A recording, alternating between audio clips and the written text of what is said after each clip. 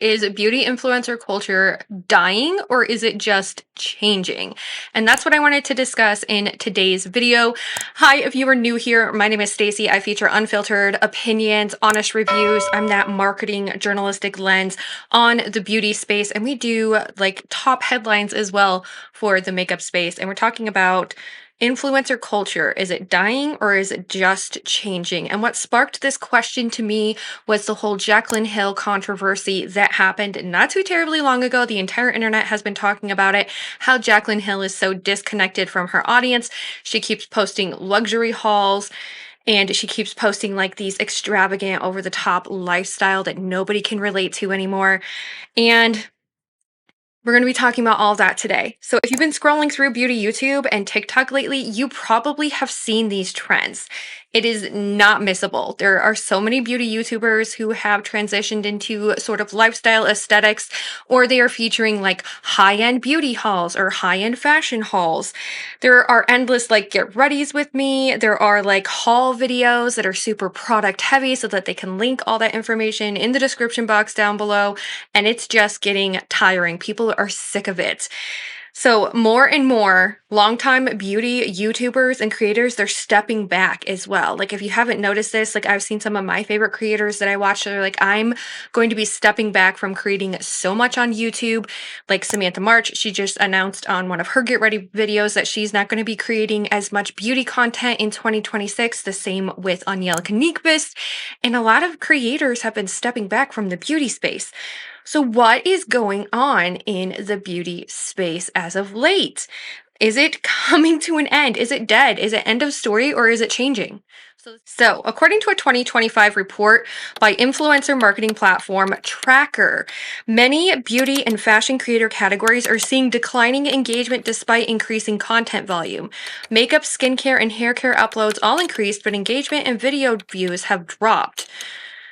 It also states in cosmetics business that get ready with me videos were once the bread and butter of YouTube, but they were reportedly down 19% in engagement and 17% in video views in 2025. So it seems like the beauty YouTube space is not getting as much engagement. They're not getting as much views as what they have in the past. And this is something that a lot of beauty creators have been touching on, is that views are down across the board. And that's also why. So in short, there is so much content out there, but fewer people are clicking, fewer people are watching, and they're not watching for very long.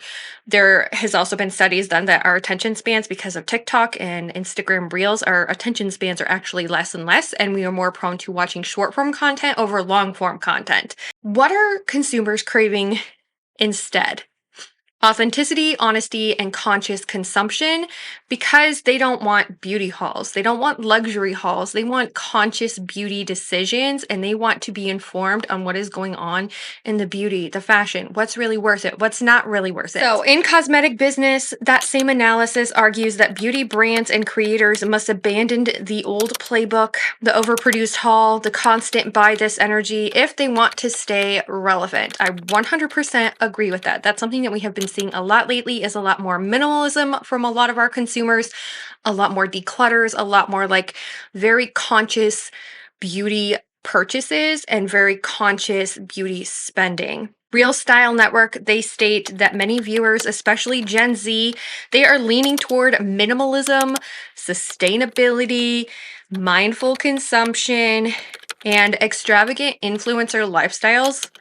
They are so out of touch.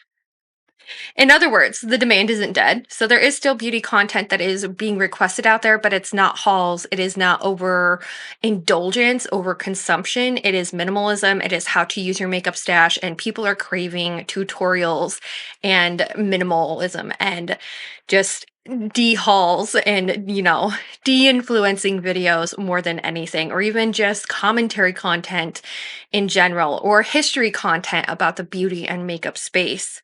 Okay, there are often Reddit feeds, like in Beauty Guru Chatter and Makeup Addiction.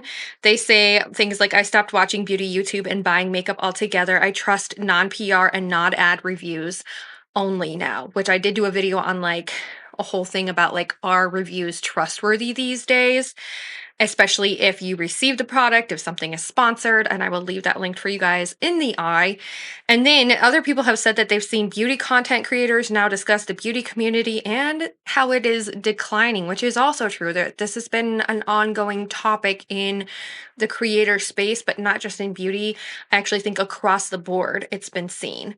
Others have noticed a long-time beauty eccentric creators that are shifting directions. I've talked about this before.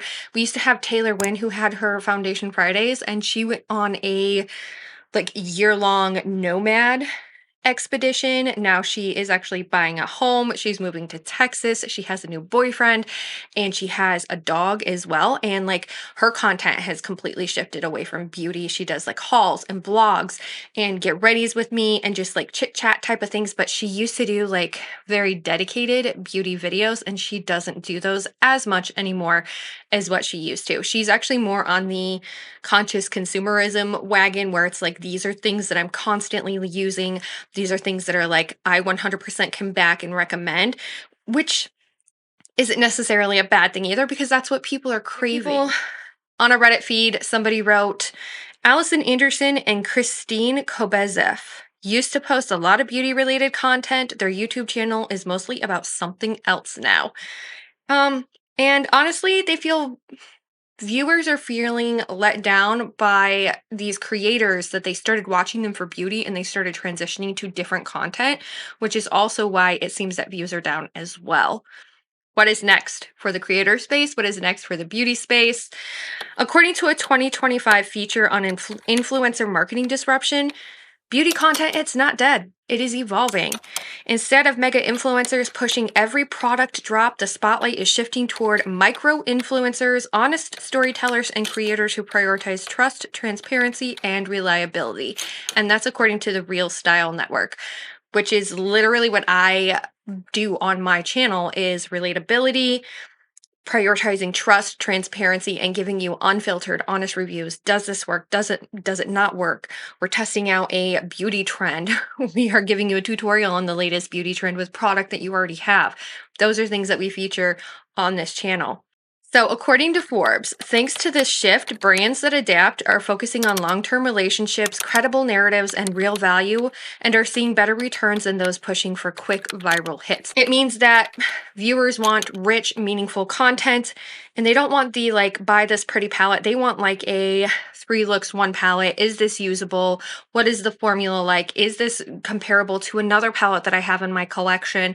They want things like that. They want conscious consumerism. So while beauty reviews aren't necessarily dead, people also don't want the whole buy, buy, buy mentality either. In a sense, beauty YouTube isn't dying.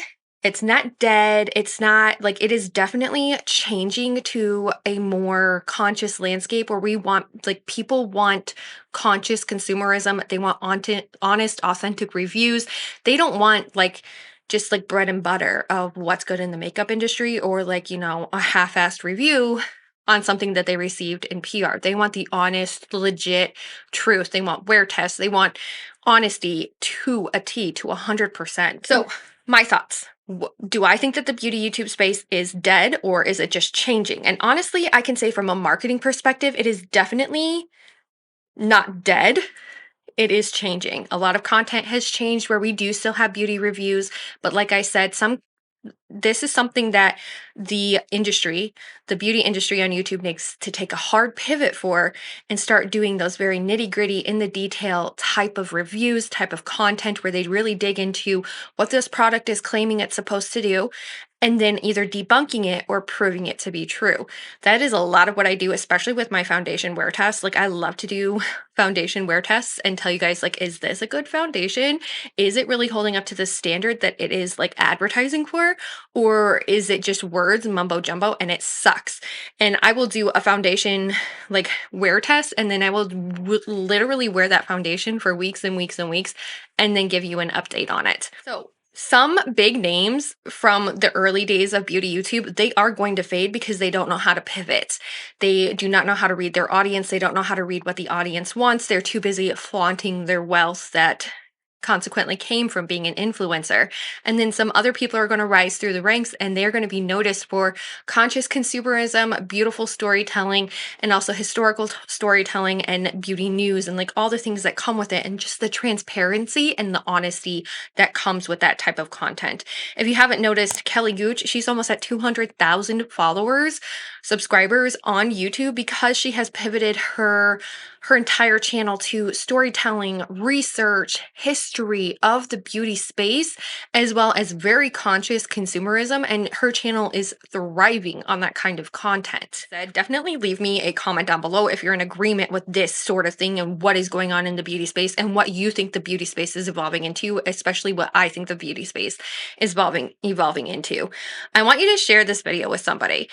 See what their take is on it. Is the beauty space dying? What do you want to see from it? I want you to comment down below, like, what do you want to see from the beauty space as it keeps on evolving? Now, my channel, I love to do unfiltered, honest reviews and unfiltered opinions like this video, where I take a deep dive into something that is going on that is not necessarily controversial in the beauty space, but something that's being talked about a lot in the beauty space.